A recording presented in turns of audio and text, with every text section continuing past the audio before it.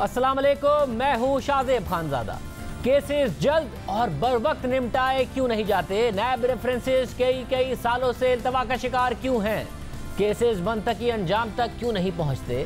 फैसले 30 दिन में होने चाहिए, उनमें सदियाँ क्यों लग रही हैं?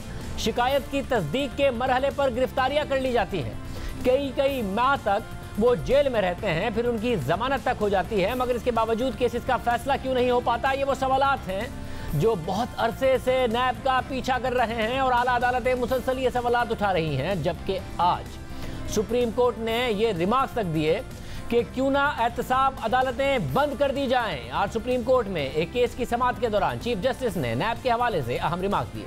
चीफ जस्टिस ने कहा कि नैब रेफरेंस का जल्द फैसला ना होने से नैब कानून का मकसद खत्म हो जाएगा।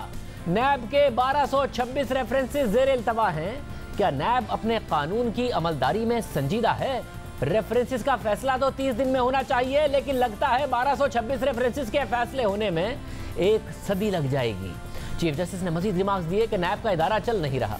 20 साल से नैब के रेफरेंसेस ज़ेर इल्तवा हैं। उन रेफरेंसेस के फैसले क्यों नहीं हो रहे हैं? क्यों ना एहतसाब अदालतें बंद कर दें और नैब के कानून को गैर आईनी करार दे दें? चीफ जस्टिस ने हुक्म दिया कि करप्शन के मुकदमात और ज़ेर इल्तवा रेफरेंसेस का 3 माह में फैसला किया जाए। सुप्रीम कोर्ट ने मुख्तलिफ एहतसाब अदालतों में जजेस की कमी से मुताल्लिक हिदायत दी कि 5 एहतसाब अदालतों में फौरी जजेस तैनात किए जाएं और 1 हफ्ते में तैनाती ना हुई तो सख्त एक्शन लिया जाएगा। इसी के साथ साथ सुप्रीम कोर्ट ने मुल्क भर में 120 नई एहतसाब अदालतें कायम करने का हुक्म दे दिया और अदालत ने आइंदा समाअत पर अटॉर्नी जनरल, प्रोसिक्यूटर जनरल और सेक्रेटरी कानून को तलब करते हुए ज़ेर इल्तवा रेफरेंसेस को जल्द निपटाने से मुताल्लिक चेयरमैन नैब से भी तजावीज़ मांग ली हैं। यानी खुद सुप्रीम कोर्ट एहतसाब के अमल पर सवालात उठा रही है। एहतसाब के इदारे नैब पर बरहमी का इजहार कर रही है कि केसेस ज़ेर इल्तवा क्यों हैं, फैसले क्यों नहीं हो पा रहे और उसमें कई साल क्यों लग जाते हैं। सूरत हाल ये है कि नैब की तरफ से गिरफ्तारियां कर ली जाती हैं। कई गिरफ्तारियां शिकायत की तस्दीक के मरहले और इंक्वायरी की सतह पर कर ली जाती हैं और फिर मीडिया पर ट्रायल होता है, बड़ी हेडलाइंस बनती हैं, करोड़ों अरबों रुपए की करप्शन की बात की जाती है, मगर फिर बाद में आला अदालतों से जमानतें हो जाती हैं और मातहत अदालतों में बरसों तक केस चलता रहता है। उसकी एक मिसाल हाल ही में सामने आई है। नैब ने 2012 में साबिक वज़ीर आज़म राजा परवेज़ अशरफ के खिलाफ तहकीकात का आगाज़ किया, उनके खिलाफ केस चला। अब 8 साल के बाद एहतसाब अदालत ने उन्हें रेंटल पावर केस के 2 मुकदमात में बरी कर दिया है। 8 साल तक ये केस हेडलाइंस में रहा, बार बार इल्ज़ामात दोहराए गए और नैब कुछ साबित ना कर सका। इसी तरह नैब ने साबिक वज़ीर आज़म शाहिद खान अब्बासी को 18 जुलाई 2019 को इंक्वायरी ही के मरहले में गिरफ्तार किया। वो 7 माह तक गिरफ्तार रहे। फिर फरवरी 2020 को इस्लामाबाद हाई कोर्ट की तरफ से उन्हें जमानत पर रिहा कर दिया गया। शाहिद खान अब्बासी ने 7 माह जेल में गुजार दिए, मगर अब तक उनके केस का फैसला नहीं हुआ। इसी तरह LNG केस में मिफ्ता इस्माइल को गुज़िश्ता साल 7 अगस्त को गिरफ्तार किया गया। बाद में दिसंबर 2019 के आखिर में उन्हें इस्लामाबाद हाई कोर्ट ने जमानत पर रिहा किया, मगर केस अब तक चल रहा है, कुछ साबित नहीं हुआ, मगर उन्हें 4 माह जेल में गुजारने पड़े। मुजरिम नहीं हुए, मुल्जिम की हैसियत से गुजारने पड़े। ऐसी बहुत सी मिसालें हैं, सिर्फ सियासतदान ही नहीं, ऐसे ब्यूरोक्रेट्स भी हैं जिन्हें कई माह से गिरफ्तार किया हुआ है। इंक्वायरी स्टेज पर उन्हें गिरफ्तार कर लिया गया। फवाद हसन फवाद 1.5 साल तक गिरफ्तार रहे। 5 जुलाई 2018 को गिरफ्तार किया गया। रवा साल जनवरी में लाहौर हाईकोर्ट ने जमानत पर रिहा किया। 1.5 साल तक कैद में रहे, मगर केस अभी तक चल रहा है, कुछ साबित नहीं हुआ। मुल्जिम रहे, मुजरिम नहीं हुए, मगर जेल भुगतते रहे। इसी तरह अहद चीमा की गिरफ्तारी को 2 साल से जायद का अरसा हो चुका है। उन्हें फरवरी 2018 में गिरफ्तार किया गया। वो अभी तक जेल में हैं, 2 साल हो गए हैं, उनके खिलाफ केस चल रहा है। मुल्जिम है, मुजरिम नहीं है और 2 साल से जेल में हैं। ऐसी कई मिसालें हैं जिनमें नैब इब्तिदाई मरहले में गिरफ्तार कर लेता है और उसके बाद ट्रायल मुकम्मल नहीं हो पाता, जिसकी वजह से इल्ज़ाम साबित होने से पहले ही मुल्जिमान को कई महीने सज़ा काटनी पड़ती है। अब अदालत ने हुक्म दिया है कि 120 एहतसाब अदालतें कायम की जाएं, 3 महीने में ट्रायल मुकम्मल किया जाए। इसके बाद तवक्को है कि अहम केसेस से मुताल्लिक जल्द फैसले होंगे। एक और केस जिसमें नैब ने शिकायत की तस्दीक के मरहले में 34 साल पुराने प्रॉपर्टी केस में जंग और जियो के editor in chief Mir Shakilur Rahman को गिरफ्तार कर लिया। उन्हें गिरफ्तार किए हुए 118 दिन हो गए हैं। उनके खिलाफ ट्रायल चल रहा है। लाहौर हाई कोर्ट में उनकी दरख्वास्त जमानत बार इल्तवा का शिकार होती रही। फिर उसके बाद ये केस 2 रुकनी बेंच के सामने लगा। जस्टिस सरदार अहमद नईम और जस्टिस फारूक हैदर ने 2 दिन तक मीर शकीलुर रहमान की दरख्वास्त जमानत की समाअत की, जिसमें मीर शकीलुर रहमान के वकील अमजद परवेज़ ने दलाइल दिए और मौक़िफ़ अख्तियार किया कि मीर शकील उर रहमान के खिलाफ दायर रेफरेंस को भी जमानत की दरख्वास्त में रिकॉर्ड का हिस्सा बना दिया गया है। रेफरेंस में एक भी लफ्ज ऐसा नहीं जो ये साबित करता हो कि मीर शकील उर रहमान करप्शन के मुर्तकिब हुए हैं। रेफरेंस में उस वक्त के वजीर आला नवाज शरीफ और उस वक्त के DG-LDA और डायरेक्टर लैंड पर इख्तियारात के तजावुज का इल्जाम है, मगर तमाम मुल्जिमान के वारंट गिरफ्तारी जारी नहीं किए गए और उन्हें गिरफ्तार भी नहीं किया, जबकि मीर शकील उर रहमान को गिरफ्तार करके इम्तियाजी सलूक किया गया है। अमजद परवेज ने अदालत को बताया कि मीर शकील उर रहमान के पास कभी कोई सरकारी ओहदा नहीं रहा और ना ही इस बात का सबूत है कि उन्होंने किसी पब्लिक ऑफिस होल्डर से कोई जाती फायदा उठाया हो। नैब ने बेबुनियाद और झूठे मुकदमे में मीर शकील उर रहमान को गिरफ्तार किया है। अमजद परवेज ने केस के हवाले से दलाइल देते हुए कहा कि मोहम्मद अली नामी शहरी की जमीन जौहर टाउन फेज 2 बनाने के लिए ली गई। उनके 7 बुरसा ने मीर शकील उर रहमान के साथ सेल्स एग्रीमेंट किया। 22 मई 1983 को उसे रजिस्ट्रार के पास रजिस्टर्ड करवाया गया। फिर 4 जून 1986 को मीर शकील उर रहमान ने DG-LDA को अबूरी डेवलपमेंट के लिए दरख्वास्त दी। मीर शकील उर रहमान का जुर्म यह है कि इस दरख्वास्त पर उनके दस्तखत हैं। हालांकि इस दरख्वास्त में यह कहा गया था कि अबूरी डेवलपमेंट की इजाज़त दी जाए, मगर यह दरख्वास्त मुस्तरद कर दी गई। उसके बाद 22 जुलाई 1986 को डायरेक्टर लैंड की तरफ से एक लेटर जारी हुआ जिसमें कहा गया कि 50,000 रुपए फी किनाल के हिसाब से चार्जेस और इजाफी इराजी के पॉलिसी के मुताबिक वाजिबात अदा किए जाएं। अमजद परवेज ने अदालत को बताया कि मीर शकील उर रहमान ने इस लेटर की तमाम शराइत पूरी की और एक एक रुपया जमा कराया। तमाम वाजिबात अदा होने के बाद कानून के मुताबिक ये जमीन ओरिजिनल मालिकान को मुंतकिल हुई। ये LDA और जमीन के मालिकान के दरमियान सिविल मुआहिदा था जिसमें मेरे मौक्किल के पास जमीन के मालिकान का मुख्तार नामा था। मीर शकील उर रहमान के वकील ने दलाइल दिए कि गुज़िश्ता 34 बरस के दौरान मेरे मौक्किल यानी मीर शकील उर रहमान जमीन के मालिकान या LDA के दरमियान कभी कोई तनाज़ा ही पैदा नहीं हुआ। 1986 से लेकर 2020 तक मुकम्मल खामोशी रही। जमीन के ओरिजिनल मालिकान या LDA ने भी इस सिविल ट्रांजैक्शन के खिलाफ कोई शिकायत नहीं की और ना ही उन्होंने कोई एतराज उठाया। रिकॉर्ड पर इस बारे में ना तो कोई शिकायत है, ना कोई एतराज है और ना ही इसके खिलाफ आज तक किसी फोरम पर कोई कार्रवाई हुई है। मगर अचानक एक गैर मुतल्लिका शख्स की शिकायत पर नैब ने कार्रवाई शुरू कर दी। 34 साल बाद दरख्वास्त गुजार को एक नोटिस मिला कि नैब में रिकॉर्ड समेत पेश हो। ये बात नोट करने वाली है कि मीर शकील उर रहमान के खिलाफ नैब में LDA भी मुद्दई नहीं है। अमजद परवेज ने कहा कि मीर शकील उर रहमान कानून की पाबंदी करने वाले शहरी हैं। वो आइन और कानून का एहतराम करते हैं। उन्होंने सारा रिकॉर्ड उठाया और नैब के दफ्तर चले गए और नैब की टीम को तमाम हकाइक से आगाह कर दिया। उनके तमाम सवालों के जवाबात दे दिए। उसके बाद 5 मार्च को फिर नोटिस आता है कि 12 मार्च को नैब में पेश हो।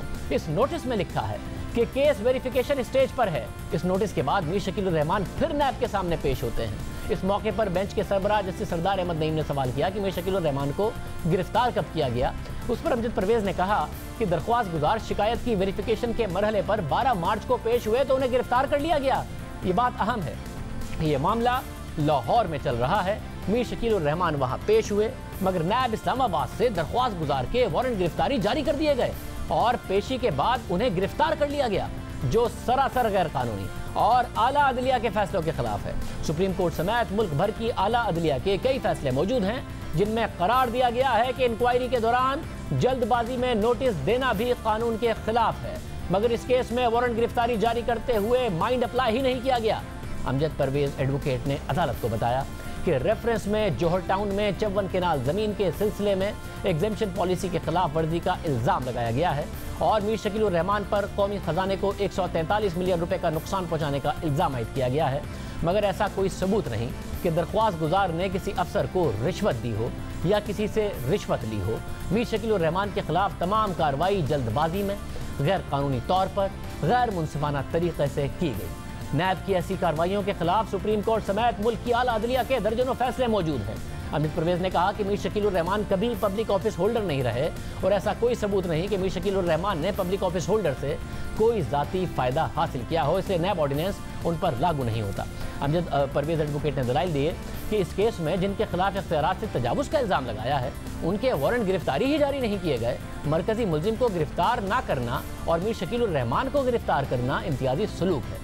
मरकजी और शरीक मुल्जिमान को गिरफ्तार न करना आइन के आर्टिकल 25 की खिलाफ वर्जी है। असफंदियार वली केस में भी सुप्रीम कोर्ट करार दे चुकी है कि इख्तियारात का जल्दबाजी में गैर मुनसिफाना इस्तेमाल गैर कानूनी है। अमजद परवेज एडवोकेट ने कहा कि 1997 से एक बहस चल रही है कि अगर एक जुर्म की जजा और सज़ा में दो मुख्तलिफ कवानीन के तहत फ़र्क हो तो कौन सा कानून लागू होगा। मौजूदा केस में भी एक जुर्म पर दो मुख्तलिफ कवानीन में मुख्तलिफ जजा और सज़ा है। अमजद परवेज ने कहा कि अगर दलाइल के लिए मान लिया जाए कि एग्जेम्पशन पॉलिसी की खिलाफ वर्जी हुई है तो तब भी ये नैब के दायरा इख्तियार में नहीं आता, बल्कि उस पर LDA का कानून लागू होगा, क्योंकि वही असल कानून है। ये मामला नैब के दायरा इख्तियार में नहीं आता। मरीम नवाज के केस में भी दो कवानीन के इतलाक का नुक्ता था, जिसमें अदालत ने मुल्जिमा मरीम नवाज को जमानत पर रिहा करने का हुक्म दिया। मीर शकील उर रहमान के वकील अमजद परवेज ने दलाइल जारी रखते हुए कहा कि खुसूसी कवानीन की मौजूदगी में किसी भी केस में ट्रायल शुरू करने का इख्तियार रियासत को नहीं दिया जा सकता। मीर शकील उर रहमान के खिलाफ नैब ऑर्डिनेंस के तहत कार्रवाई नहीं हो सकती, क्योंकि LDA का अपना कानून और अदालतें मौजूद हैं। अमजद परवेज एडवोकेट ने कहा कि मीर शकील उर रहमान को जब भी तलब किया गया वो पेश हुए। नैब ने भी ये नहीं कहा कि मुल्जिम तलबी के बावजूद पेश नहीं हुआ। ऐसा शख्स जिसका घर यहाँ है, जो हर तलबी के नोटिस पर पेश होता रहा और शरीक मुल्जिम गिरफ्तार ना हो तो उसके बारे में कहा जाए कि मुल्जिम बैरून मुल्क फरार हो जाएगा। अमजद परवेज एडवोकेट ने दलाइल जारी रखते हुए कहा कि इस केस में 14 करोड़ 34 लाख का नुकसान होने का सिर्फ एक इल्ज़ाम लगाया गया है।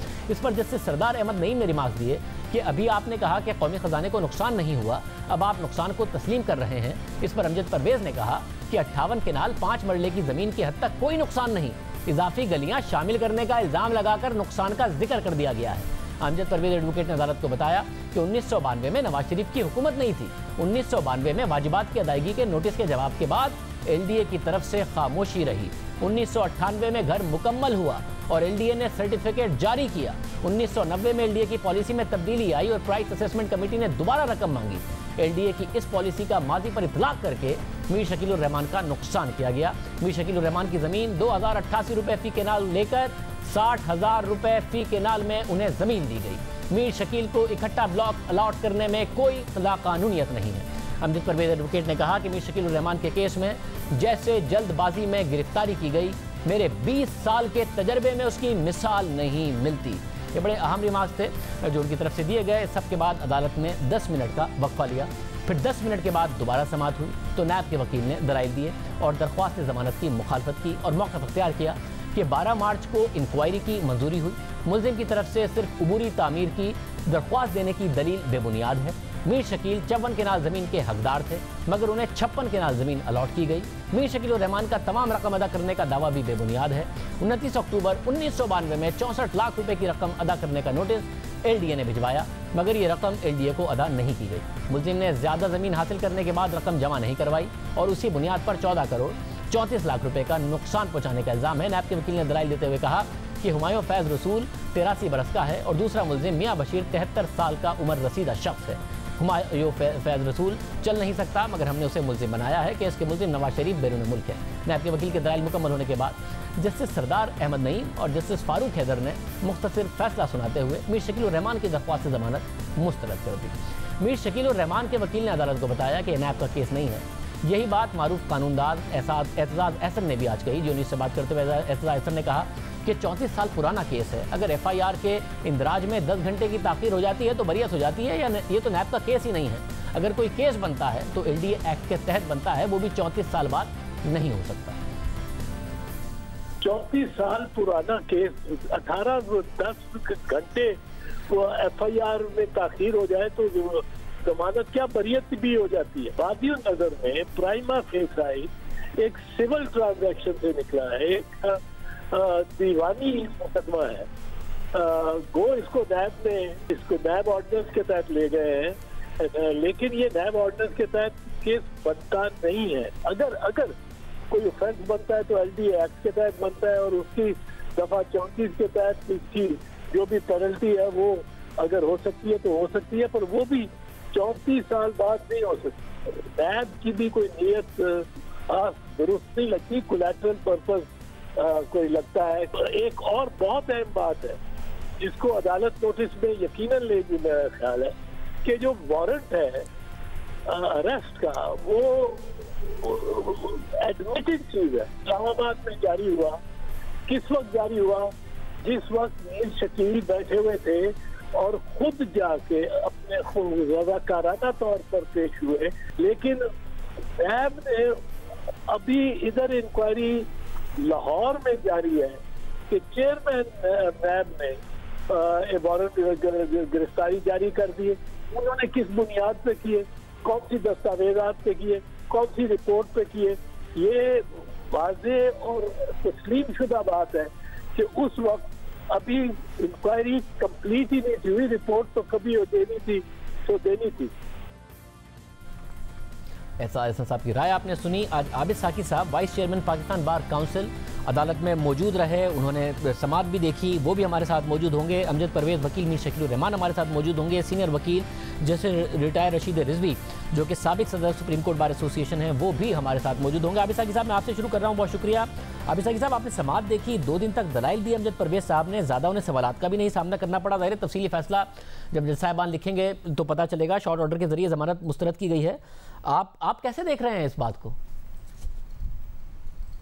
देखिए, उस पर जो ऑर्डर है, जजमेंट है, जब तक वो सामने ना आए आप उसकी यानी उस पर बाकायदा तो गुफ्तगू नहीं कर सकते कि रीज़न्स जो दी हैं वो जस्टिफिएबल हैं या नहीं हैं, या जो मटेरियल उनके सामने पेश किया गया उनको जज साहिबान ने किस तरह उसको एग्जामिन किया और किस पर्सपेक्टिव से उन्होंने देखा और अपनी फाइंडिंग्स दी। इस वक्त तो हम वैक्यूम में हैं, जब तक वो चीज़ सामने नहीं आएगी उस पर बात नहीं हो सकती।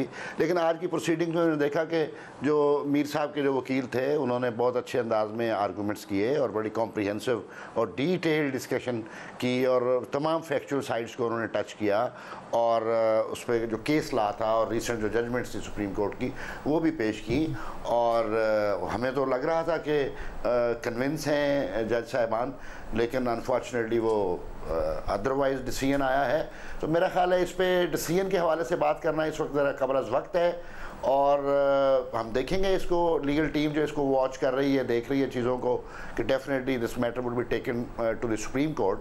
तो वहाँ से हमें तवक्को है कि जो सुप्रीम कोर्ट का इस वक्त अंदाज़ नज़र है और जैसे चीफ जस्टिस साहब ने आज भी नैब कवानीन के और नैब कोर्ट्स के हवाले से और नैब इदारे के हवाले से आज उन्होंने कुछ मीनिंगफुल कमेंट्स किए हैं, ऑब्जर्वेशन दी हैं। तो मेरा ख्याल लगता है कि चीफ जस्टिस साहब के अगर सुप्रीम कोर्ट में ये केस जाएगा तो definitely this is case of no evidence और ये सामने नज़र आ रहा है कि मेलाफिटी की बुनियाद पे एक 34 ईयर्स पुराने मुकदमे की बुनियादें बना के मैन्युफैक्चर करके उसको बनाया गया है और उसमें उसको मीर साहब को फंसाया गया है। और इसका असल मकसद तो आपको पता ही है, पूरी दुनिया को मालूम है कि जो इज़हार राय का जो अमल है उस पर जो पाबंदियाँ और उस पर जो ज़ाब्ते कवायद नाफिज किए जा रहे हैं और इख्तिलाफ राय को बर्दाश्त नहीं किया जा रहा, एक चैनल के बाद फिर दूसरा चैनल साफ़ी, उन पर सेंसरशिप एलानिया गैर एलानिया उनको प्रेशराइज़ किया जा रहा है, लोगों को खामोश रहने के लिए मुख्तलिफ हथकंडे इस्तेमाल किए जा रहे हैं। और ये मैं समझता हूँ कि ये ओवरऑल जो एक रिजीम इस्टेब्लिश किया जा रहा है वो डिक्टेटोरियल रिजीम है, वो आवाज़ों को बंद करने का रिजीम है और वो लोगों की आंखें उनके कान बंद करके लोगों को दौले शाह के चूहे बनाकर उनका ख्याल है कि लोग इस तरह ज़िंदा रहें ताकि उनका जो निज़ाम हुकूमत है और उनका जो इक़्तिदार का सिलसिला है वो इसी तरह कायम दायम रहे और लोग उस पर ना मुज़ाहमत करें, ना मुखालफत करें, ना अपनी राय के इजहार का कोई उनको मौका मिले। तो मैं समझता हूँ ये इस वक्त बड़ी तारीख सूरत हाल से हम गुजर रहे हैं, जिसके लिए मैं अक्सर कहता हूँ कि ये सिविल सोसाइटी को इस इशू पे मुश्तरका जिद्दोजहद करने की ज़रूरत है। और वो जो बड़ी लंबी जिद्दोजहद के बाद लोगों ने बड़ी कुर्बानियाँ देकर ये हकूक़ हासिल किए थे वो आहिस्ता आहिस्ता उनसे छीने जा रहे हैं। और कलोनियल स्टेट जो है ना, कलोनियल स्टेट वो अपने आप को कंसोलिडेट कर रही है, वो अपने आप को रीअसेट कर रही है और लोगों को सिटीजन समझने की बजाय उनको रियाया और सब्जेक्ट समझा जा रहा है। मेरा ख्याल है इस पे एक मैं तवक्को रखता हूँ कि जब ये जबर बढ़ेगा तो जबर के ख़िलाफ़ भी लोग खड़े होंगे और उससे आज़ादी के लिए एक मुश्तरका जिद्दोजहद करेंगे और फिर वो अल्टीमेटली अपने मकासद को हासिल करने में कामयाब हो जाएंगे। मगर साकिब साहब, तारीखी तौर पर देखा गया है सोसाइटीज़ में जब इस किस्म का रवैया हो हुक्मरानों का, जैसा कि है जिसका आप भी जिक्र कर रहे हैं, तो सिविल सोसाइटी आवाज़ उठाती है, वुकला आवाज़ उठाते हैं, मीडिया आवाज़ उठाता है। तो मीडिया ने आवाज़ उठाई है बतौर सिविल सोसाइटी, बतौर वुकला, मुख्तलिफ बार एसोसिएशन, आप लोग सारे के सारे अदालत में मौजूद थे। मगर देखते इंसाफ के लिए और सोसाइटी को बचाने के लिए, मुआशरे को बचाने के लिए, मुल्क को बचाने के लिए, लोगों को बचाने के लिए सब अदालत की तरफ ही हैं, जज साहिबान की तरफ ही हैं कि वो ही बचा सकते हैं। तो सब तो फिर जिम्मेदारी और देखना तो सब अगर एक्टिव हो भी जाए, सब मिलकर जिद्दोजहद करे भी, तो देखते तो अदलिया की तरफ ही हैं कि वही मुआशरों को बचाती है। तारीखी तौर पर उन्होंने बचाया। मैं तो कहता हूँ कि मुकम्मल निज़ाम इंसाफ मजमूई तौर पर हमारा मजमूई तौर पर मुकम्मल जो निज़ाम इंसाफ है वो इन्हदाम की तरफ जा रहा है, इन्हतात की तरफ जा रहा है। रोज़ चीखो पुकार हो रही है। मैं अर्ज़ कर रहा हूँ कि लोग सजाए मौत पा के फांसी पर झूल जाते हैं और बाद में वो एक्विट होते हैं, बाद में उनको बरी किया जाता है। 20-20, 25-25 साल ख़वातीन, बच्चे, लोग जेलों में गल सड़ रहे होते हैं, लेकिन उनके केसेस जो हैं उनकी टर्न नहीं आती, ना उनको सुना जाता है। अब सवाल ये है कि ये इनफरादी मसला तो नहीं, ये इज्तिमाई मसला है और ये पूरी कौम इस अलमिये का शिकार है कि पर्टिकुलरली हमारा जो जस्टिस सेक्टर है, ये मेरा ख्याल है कंप्लीट ओवरऑलिंग की इसका तकाजा है। इसको कम्प्लीटली ओवरऑल करना चाहिए, इसको रीफ्रेम करना चाहिए। इसके जो लूप होल्स हैं, इसके जो कॉलोनियल कॉन्टेक्स्ट है, उसको हमें अंडू करना चाहिए और एक आज़ाद मुआशरे के लोग जिस तरह अपनी कानून साजी करते हैं, उस कानून साजी के तहत पर इस मुआशरे को ज़िंदा रहने की कोई अपॉर्चुनिटी मिलनी चाहिए। इस वक्त तो हौच पाच सिस्टम के अंदर जो मामलात चल रहे हैं वो तो बड़े भयानक हैं। मेरी राय में ये निज़ाम इंसाफ मुकम्मल तौर पर नाकाम और मुकम्मल तौर पर इन्हितात का शिकार हो चुका है। इसमें से कोई अच्छाई हासिल करने की तवक्को मुझे तो नज़र नहीं आती। जैसे रिटायर्ड रशीद रिजवी साहब भी मौजूद हैं। रिजवी साहब, बहुत शुक्रिया। आपका भी अपना पूरे करियर में आपने मुख्तलिफ मुकदमात देखे हैं। इसमें जब मामला ज़मानत पर आया तो हमने देखा बेंच बनना, टूटना, फिर आखिर में ये हुआ कि नैब से कह दिया गया जी आपने वो कॉपियाँ नहीं सही जमा कराई, फिर 15 दिन का डिले, फिर आज 2 दिन तक दलाइल हुए, 10 मिनट का वक्फा और उसके बाद ज़मानत मुस्तरद हो गई। आप कैसे देख रहे हैं इस मामले को? शाहजेब साहब, हमारे यहाँ अभी भी जो बेल का कंसेप्ट है अदलिया में, हमारी चाहे आला अदालत हो या अदालत उज़्मा हो, उसमें वो 18वीं और 19वीं सदी का तसव्वुर है। अब दुनिया में महज़ब याफ्ता माशरे में, सिविलाइज सोसाइटीज़ में बेल का कंसेप्ट ये नहीं है कि बुनियादी तौर पे वो 3 चीज़ें देखते हैं कि क्या आप सरकारी गवाह से प्रोसिक्यूशन विटनेस को टेम्पर करेंगे, आप बेल को मिसयूज़ करेंगे या इंटरफेयर करेंगे प्रोसिक्यूशन से। अगर ये नहीं करते हैं तो वो as a matter of right bail दे देते हैं। मैं आपको एक मिसाल दूं, लेटेस्ट अमेरिका में देखें क्या हुआ है जॉर्ज फ्लॉयड के उस पर पूरा अमेरिका हिल गया। 37 शहरों में कर्फ्यू लग गया। पहली पेशी पे पुलिस वाले गए, उनकी बेल हो गई। इतना घिनौना जुर्म था, इतना घिनौना जुर्म था, लेकिन उनको नहीं रखा एक दिन भी कस्टडी में। जैसे ही वो पेश हुए उनकी बेल ज़मानत हो गई। तो अब तसव्वुर जो है वो ये नहीं है कि आप जेल में सड़ा के बेगुनाह आदमियों को मार दें और 10 साल बाद उसको बरी कर दें केस से। तो ये मैं समझता हूँ इस पर दोबारा सुप्रीम कोर्ट को अपने नज़रिया बदलना पड़ेगा, रिव्यू करना पड़ेगा उनकी अप्रोच। इस मुल्क से करप्शन ख़त्म हो नहीं रही है, इस मुल्क से नेपोटिज़म ख़त्म नहीं हो रही है, इस मुल्क से इरेगुलरिटीज़ ख़त्म नहीं हो रही, इनएफिशिएंसी ख़त्म नहीं हो रही है, और हम जो है डंडा लिए बैठे हैं कि जी हम नैब को चलाएंगे और ये कर देंगे वो कर देंगे। मैं समझता हूँ कि सबों को अब एक दोबारा अपना रिव्यू करना पड़ेगा। ये अब वो तसव्वुर नहीं है कि आदमी भाग जाएगा और बेल को टेम्पर करेगा। वो 21वां ज़माना है, सारा रिकॉर्ड नैब के पास होता है। किस तरह से टेम्पर कर सकता है, किस तरह से अपनी बेल मिसयूज़ कर सकता है।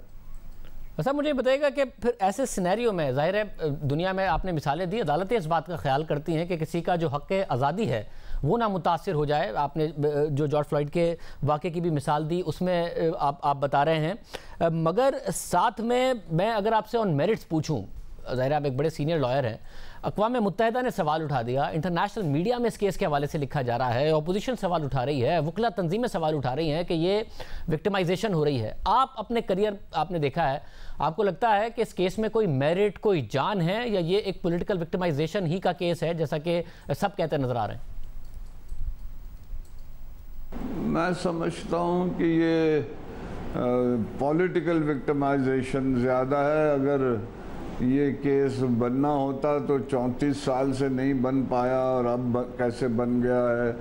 और जब नवाज शरीफ साहब यहाँ थे उस वक्त नहीं बनाया गया केस, अब उनको एब्सकॉन्डर शो किया गया है।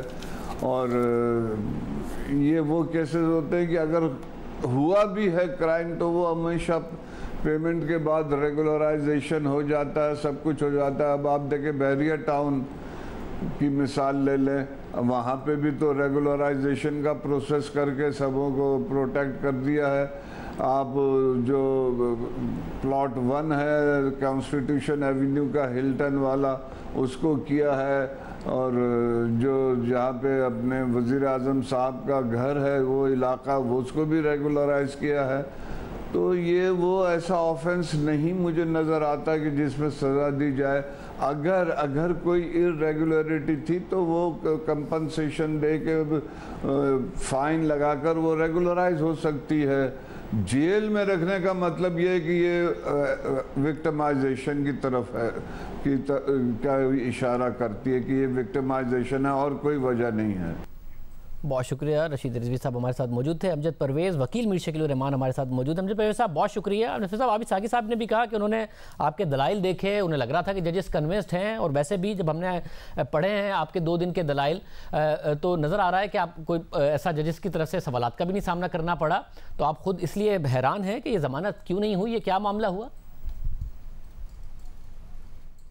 जी देखिए, नॉर्मली तो यही होता है कि आपको इस्तगासे की तरफ से कोई ऐसी दलील जो है उसका सामना करना पड़ता है जिसका जवाब आपके पास नहीं होता। फिर तो बड़ा नेचुरल होता है, आपको समझ आती है कि उन्होंने कोई ऐसा सरप्राइज आर्गुमेंट दिया आपको जिसका कोई माकूल जवाब देने से आप कासिर रहे हैं। तो ऐसी तो कोई बात इस पूरी हियरिंग में सामने नहीं आई कि उन्होंने कोई ऐसी दलील दी हो जिसका जवाब हमारे पास ना हो, बल्कि हमारे कुछ दलाइल हैं जो इस्तगासा रिबट करने से कासिर रहा है। आमतौर पर ज़ाहिर जजेस की तरफ से भी बड़े सख्त सवालात होते हैं जिसकी बुनियाद पर फिर जब तफसीली फैसला आता है, अभी तो तफसीली फैसला आया नहीं है, मौजूद जज साहिबान जो भी तफसीली फैसले में बताएं, जिसकी बुनियाद पर फिर तफसीली फैसले में वो रीजनिंग देते हैं कि जी हमने ये सवालात किए जिसके जवाबात आए जिससे वो कन्विंस नहीं हुए। यहाँ तो आपके 2 दिन के दलाइल हैं, कोई सवालात, कोई मुकालमा भी उस तरीके से आपका जजेस साहिबान के साथ नहीं नज़र आ रहा है। आपको लगता है आपको अपने पूरे उसमें कोई बहुत ज़्यादा दलाइल का या सख्त सवालात का नहीं सामना करना पड़ा? देखिए, हमने जो है ओपिनियन जो देना होता है या अपना माइंड मेकअप करना होता है, वो उसकी बुनियादी तौर पे कानून का टेक्स्ट जो होता है वो होता है, और उसके बाद जो आला अदलिया के फैसले होते हैं उनकी बुनियाद पे हम अपना ओपिनियन भी देते हैं, और हमारा माइंड मेकअप होता है कि ये केस बेल का अच्छा केस है या बुरा केस है। तो सुप्रीम कोर्ट ऑफ पाकिस्तान और पाकिस्तान की 4 हाई कोर्ट्स बशमूल अदालत आलिया लाहौर जो है उसके फैसलों के तनाजुर में तो मेरी राय में ये बहुत अच्छा केस था, बहुत अच्छा केस है। और सर मुझे साथ में बताइएगा कि आपने कहा कि 20 साल में आपने इस किस्म का केस नहीं देखा जो मीर शकील रहमान के साथ हो रहा है। ज़ाहिर आपने बहुत सारे केसेस किए हैं, आपका एक पूरा करियर है।